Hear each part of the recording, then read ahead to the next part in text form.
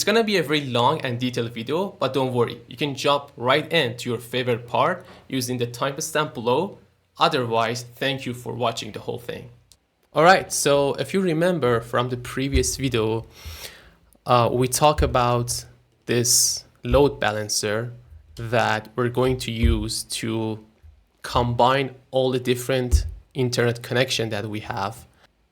Then we talk about Speedify, and we're going to basically create a desktop app similar to Speedify, something that we can install on Windows, Linux, Mac, at least these three operation system, hopefully Android and iOS as well, but our focus is going to be these three: Windows, Mac, and Linux.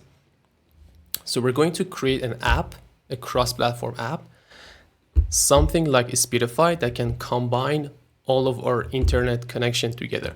So the backend of that app going to be this Go Dispatch proxy, and the front of that going to be something similar to Speedify.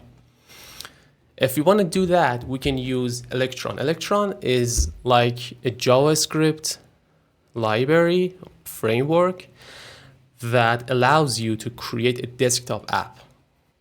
A lot of applications that you already using on your desktop already be written with Electron, and you can integrate it with React, TypeScript, Tailwind, Next, Vue.js, or Webpack, whatever technology you're using already. You can combine that or bring that to Electron, and you can create a desktop application basically with web technology. You can see here that a lot of applications: Discord, Dropbox, Figma, GitHub Desktop, Loom, even MongoDB application that you install, Notion, Slack, even VS Code and Twitch, Trello. Most of these applications have been written with Electron. So we're gonna use Electron to create something similar to a Speedify, and we're gonna use this Go Dispatch proxy to handle the backend and load balancing. What I'm gonna do first, it would be much easier if our backend code would be in node.js or JavaScript language rather than Go. It's a little bit hard to integrate this Go to Electron. So as you can see, we can use node.js as our backend. So it would be better if we convert this code to node.js. First of all, we're gonna completely understand how it's working, and then it would be much easier to integrate with Electron. So the first step is going to be going through the code, understanding the code. Then we're gonna rewrite that in Node.js, and then we're gonna integrate all of that into an Electron app, and then we're gonna just publish it on GitHub. I'm going to clone this code, and I'm gonna use VS Code to clone it and go through the code. Now that we have the code, I think we should start with this main.go file. This is probably the first file that will be executed. We should look for the main function. There we go. Okay, let's read the code and understand how it's working. So this part, if you remember, it uses arguments to pass these variables, okay? And it's parsing them. The first thing it does, it detects interfaces. It gets all the interfaces from the net library. It's probably a built-in library that gets interfaces from the OS. Then it goes through those interfaces and look for all the interfaces that are up and running and are not loopback, are not localhost. We don't want localhosts. We don't want localhost addresses. So this loopback means 127.0.0.1. We want to ignore all of those numbers, all of those IPs. So this checks for that. Then it gets all the addresses IP addresses, goes through them, extracting the IP4 versions. So it's going through all the interfaces, it ignores all the local addresses, and it only gets the IP4 version of that. So this is the first thing it does. Then it has a parse load balancer, which basically creates a load balancer, which is in a structure, a class. It has addresses, it has address, interface, connection ratio, if you remember, and then whether it is currently being used or not. And then it starts the server. So it says net.listen. So it's running a server using this IP address. If you remember from the previous video, when we run the command, it actually starts a server on localhost port 8080.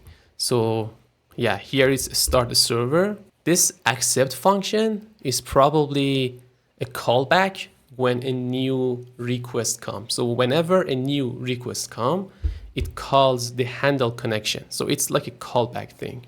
In handle connection function, first thing it does, it makes sure that it's a valid SOCKS connection. You can see here, it do the greeting and server choice and creating the request. You can see here the first thing that SOCKS protocol does, it sends a greeting message, which is happening here in the client greeting. And their server sent a response which confirm the SOCKS version and authentication method, which is probably this function. And once the authentication is complete, then client sends a command. So the third step is sending a command, which could be either connect, bind, something like that.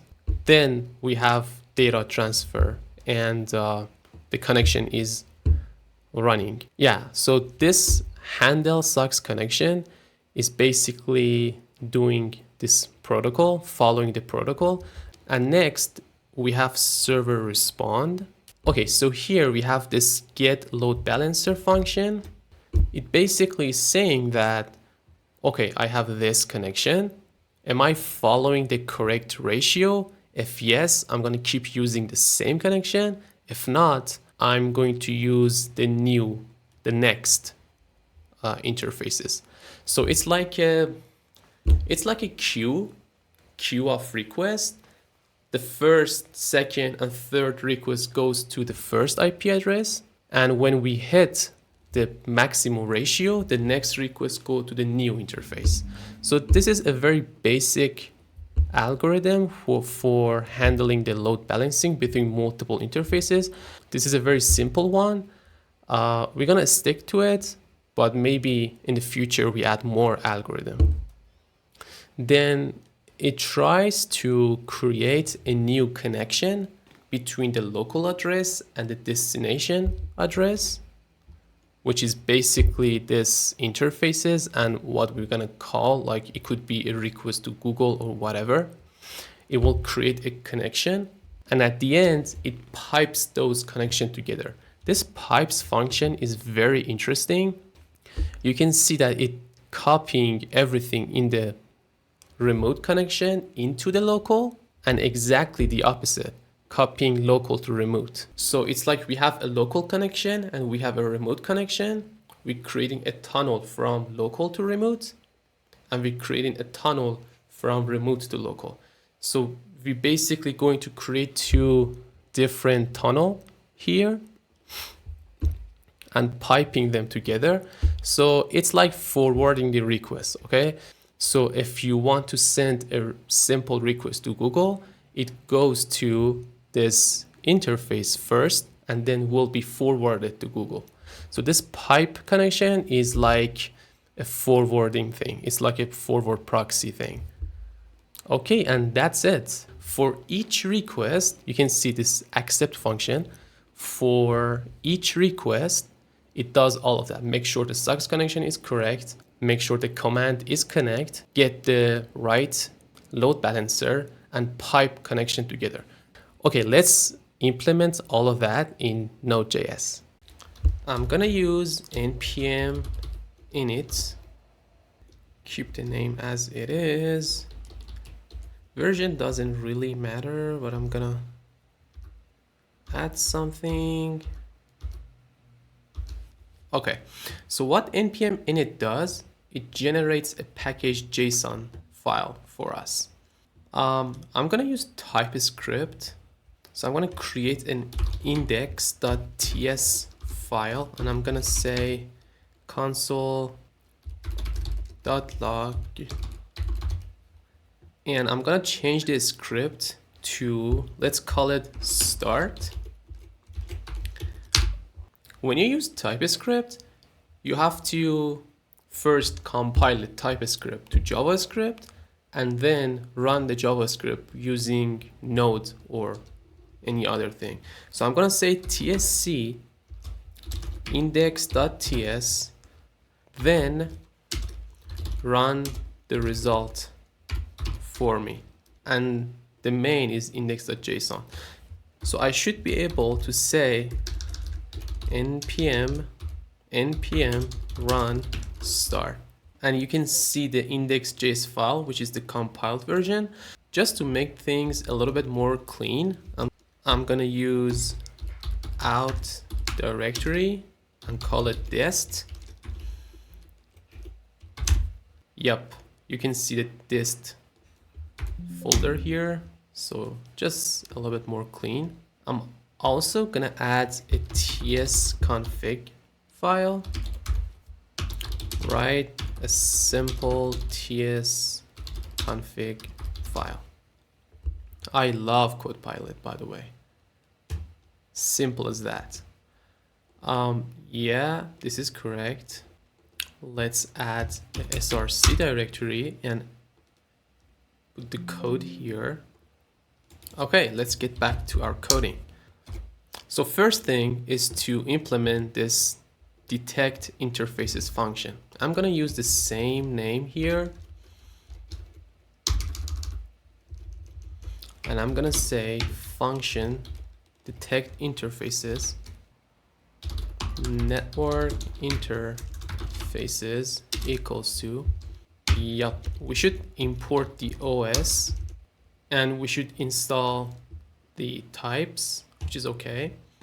Interface list with the type network interface, and I'm gonna define that type. Internal means, is it a loopback? And family means IPv4 or IPv6. And I can say return the interface. Now let's go through. Yeah, Copilot is on fire today. Looks good to me. By the way, this spacing is too much. Let's change that to 2. Let's see how it works. Okay, cool. You can see here that we have all the interfaces, the name, IP, internal, and if you remember from the code, we want to make sure we don't get any loopback and we only get IPv4. So let's add a function and call it is good interface, and it's going to make sure it's IPv4 and it's not a loopback. And right here, only if this interface is a good interface. Oh, and this type is not correct. It should be something like this. Okay, cool. We only have IPv4s and no internal. Okay, so first step is done, right? Let's go to the next step. So the next step would be starting a server. I'm gonna do it in a separate file and call it socks.ts. I'm going to create a server, net.create server. I'm going to import everything as net from net. Now I'm gonna use the connect callback. I want to rename this to say client connection, and I'm gonna change this to client connected. When a new data comes, I'm gonna do the greeting thing, which I'm gonna get the version and the method, and I'm gonna write back that everything is good and you don't need to do any authentication. Then the client will send a data again. Now this time I'm gonna get the version, command, and address. If address is in IP4 version, I'm gonna do this, and if it's in a domain, I'm gonna do this. This is the exact same thing that is happening here. And right now I'm sure that we have a SOX connection. Oh, I forgot to add the checking for version and the command. There should be version 5 and command should be 1. At this point, everything is verified and correct. I know where the request should go. This is the address and this is the port. This is where the request should go. Right here, I'm gonna add a to-do and say add load balancer here. So here I should get a load balancer, but for now, I'm just gonna say this destination. I should probably define the type of address and port. So I create a connection to the destination and I just pipe them together. Okay, let's test this out. Oh, if I want to test it, I should change the package file to compile the SOX file. Oh, I forgot to add server.listen. And I'm gonna do it on port 8080 for now. We'll make that dynamic as well. There we go. So client connected, SOX version 5 and connected to destination. And here you can see the HTML returned by curl, which is curling the Google and getting the response back. So basically I'm using curl to send a normal request, a GET request to Google using the SOX proxy, which is running on this IP and port. So we just converted everything we need from this Go dispatch proxy code. We don't need it anymore and we can just work with this node.js. I'm gonna implement this load balancer. I'm gonna create a new file called load balancer. Let's create that as a class. This Copilot is on fire. Like it just wrote whole thing for us. Let's see if we can, yeah, correct type. There we go. So our load balancer, it's a list of servers. Whenever we want to get the next server, it's going to see if this server has capacity or we should use the next one. It's a very simple algorithm. Maybe later on we change this to a more thoughtful way, but for now it's pretty good. I'm gonna say target server, create our load balancer. I think we don't have a constructor here. Let's add a constructor that get a list of server and pass a list to it. For now, I'm gonna add 192.168,